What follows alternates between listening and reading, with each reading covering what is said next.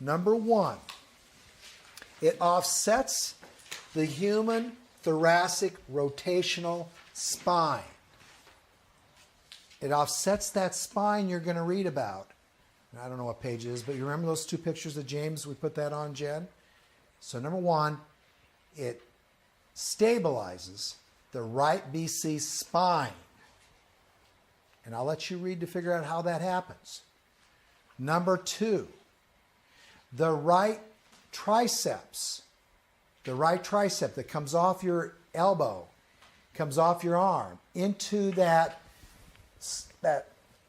area on your scapula that we showed you earlier in the weekend. Was it yesterday or today? I can't even remember.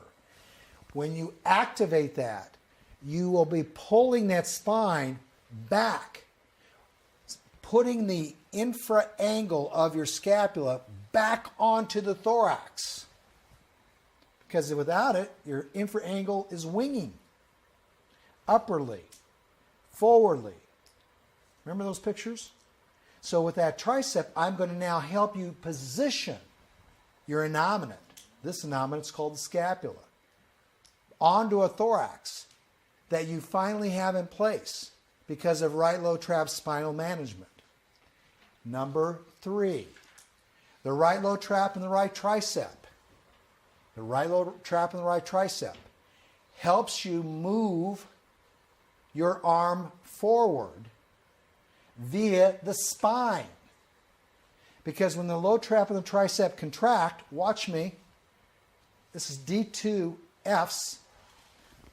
Which way did my arm go? Forward. Forward, which means, I told you it'd be the last time and I lied to you, Rick, which means what's happening on the left side? Posterior mediastinum expansion. It reduces then the right thoracic rib hump or the right thoracic curve. In addition to all the cool stuff it does above T4, which James talks about in the second diagram. So right low trap and right tricep do those kinds of things. Chad, I'm hot on the right low trap and right triceps. You just did it. Your right low trap stabilized you as your tricep was holding you up. And you went back and forth doing that. Then you got a serratus involved. Don't go home thinking the serratus is the answer. The serratus is not the answer. We talk about right serratuses in another course called I&I. In this course, the serratus that we really are talking about today is the left one. What do we really need on the right one? Right low trap and right tricep. Right low trap and right tricep. Right low trap.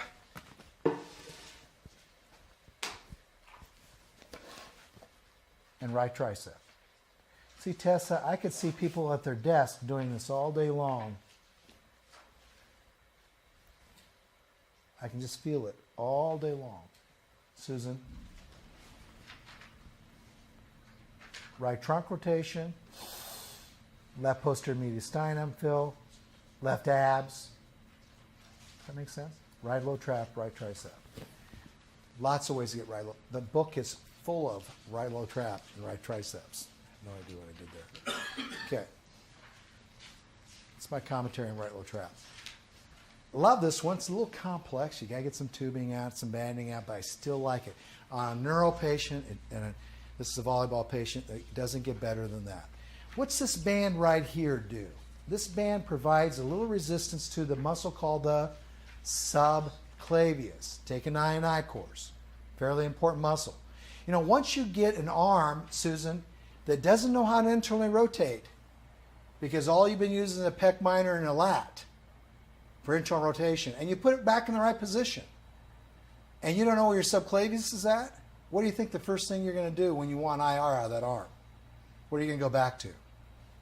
The lat and the pec minor. You got to figure out how to keep your right low trap and right tricep on. Do you see that?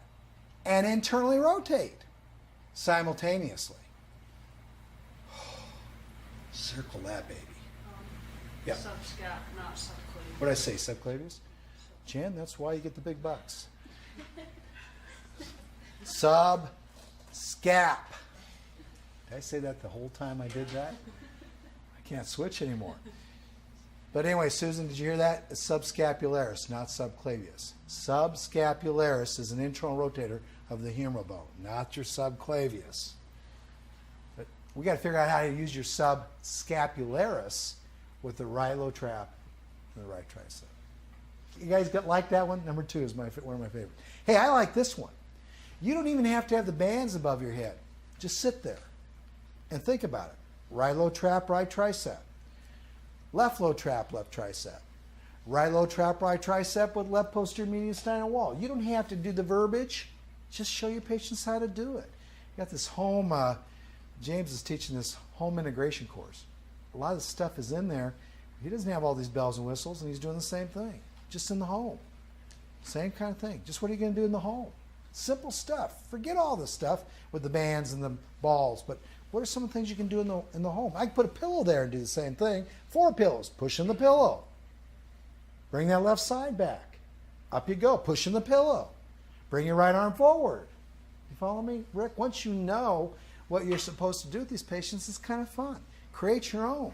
But you have some good guidelines with these 100 and how many? 200 and some exercises. 102. Okay, I like this one. Right low trap, right tricep. Right low trap, right tricep. Side bend to the left. Try to keep this mediastinum back. We talked about the chair lady yesterday or 2 weeks ago. But the back of the chair is keeping you back. She don't have a chair there, does she, Jen? But she's going to try to keep it there. She's going to try to keep it there with the right knee forward.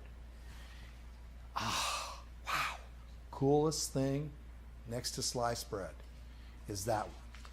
Long seated press downs. And you come down and you come forward and try to stay rounded without using your hip flexor. Try to stay rounded. Abs, low trap, tricep. Which chest wall's got to go back? Left, left. Hold it. Relax. Put one higher a little bit. Which one? I hope, or put the right one. I put a little block under the right one, maybe a little teeny block under the left. Just to get the air in that tire. On which side, everybody? The right. See, Heather, we don't need to make more razors. We need to make more what? Pushers, depressors. Gosh, how do you beat that one?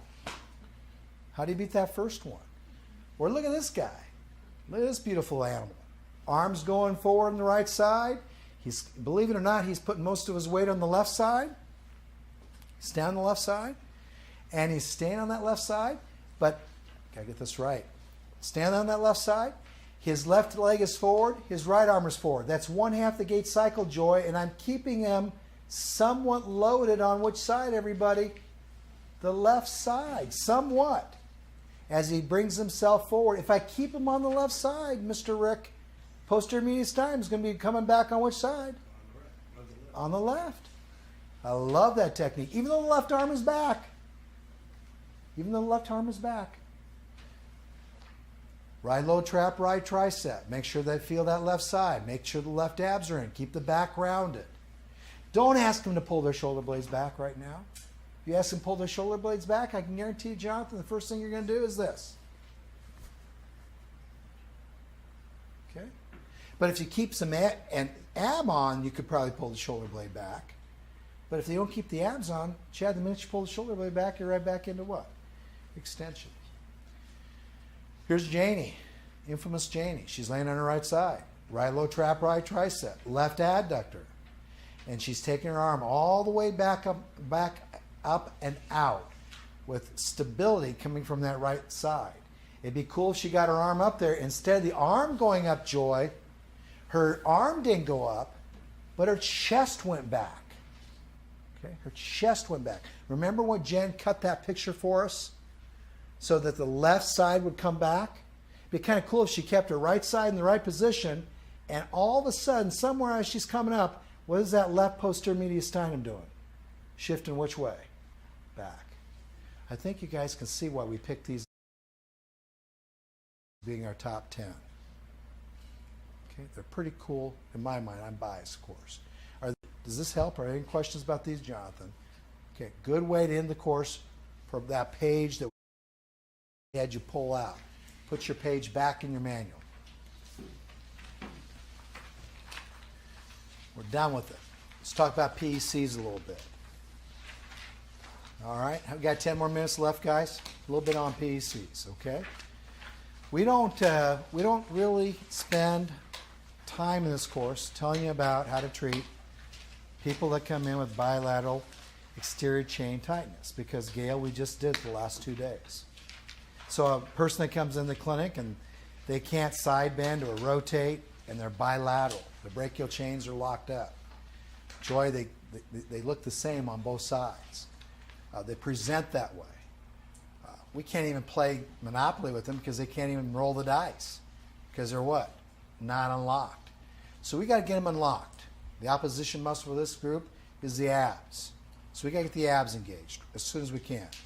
But the last 2 days, once we get the abs engaged, the last 2 days, you already know what we're going to do. We did it the last 2 days. You treat them the same way. You start with the same problem. Can they adduct on the left side? Yes or no? That's Myokin 101. Most importantly, do they have the ability to get air into which chest wall, Tessa? You start right side. Start right off the bat. Start going where we were yesterday morning. Same thing. So it's going to be a little bit of a repeat. Putting more emphasis on this isn't going to help you if you didn't understand where we were 2 days ago, two mornings ago. Lat dorsum, quadratus lumborum, iliocostalis, posterior intercostals, all these muscles make up your posterior chain. Here's some good examples of people that have really overdeveloped posterior chain muscles. They're bilaterally, they're lordotic, they have poor position in their